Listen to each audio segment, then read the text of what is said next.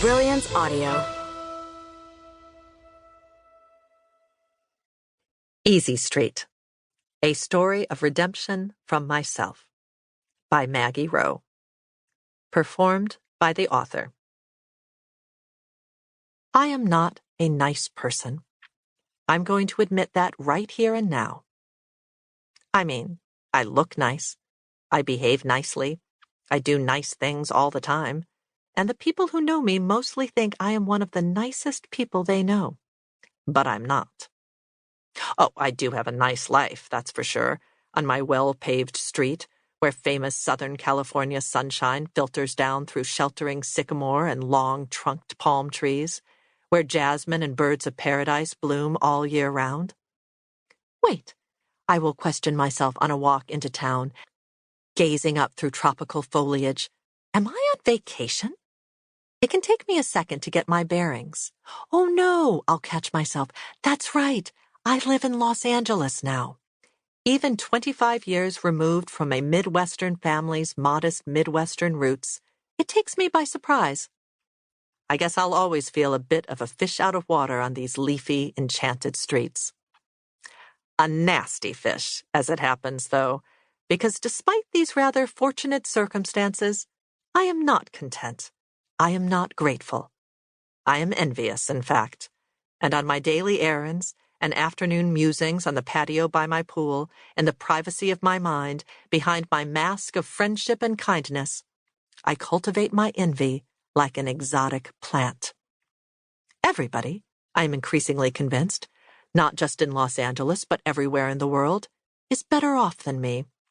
I am missing out, I feel, on the good stuff, all the good stuff, the real juice of life, that single malt elixir that makes the endless bullshit of being human worth it, and everybody else is slurping it up, right in front of me.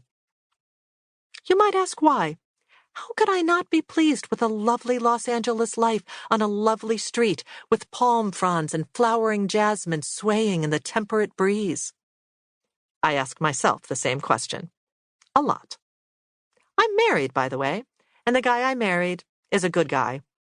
Also, 10 years ago, I lured my childhood best friend to town with the bait of a charming British writer, and now they live 5 minutes away in a home where they've agreeably produced 2 appealing godchildren for me to enjoy. Outside an average list of concerns for my age, I am physically healthy.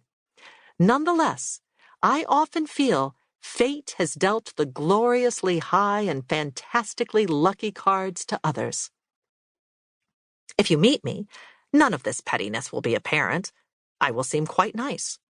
You'll notice how I listen when you are speaking, how I nod, how I widen my eyes at key points and laugh generously at even your mildest of jokes. You'll observe how I sustain eye contact and keep my focus pinned no matter what happens over your shoulder.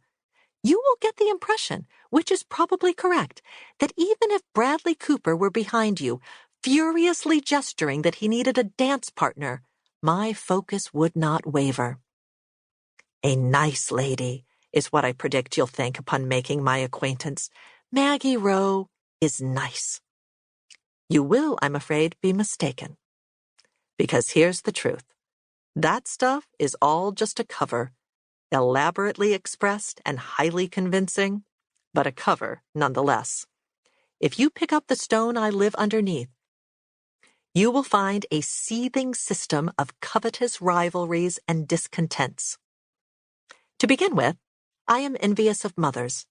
This despite the fact that I have deliberately chosen, and not out of lack of support or opportunity, to not have a child. For 20 years, every year, my husband asks, "Do you want to have a baby?" "No," I always say. Every time, every year. 20 refusals of the call to motherhood. But this does not stop me from being fiercely envious of all women who have procreated or otherwise are in a situation where somebody calls them mom. Recently, I saw a woman, tall like me with blondish hair like mine, in our town square walking with a little girl wearing a red ladybug helmet. "Here," the mother said, casually pointing her daughter toward the local ice cream parlor. "This way."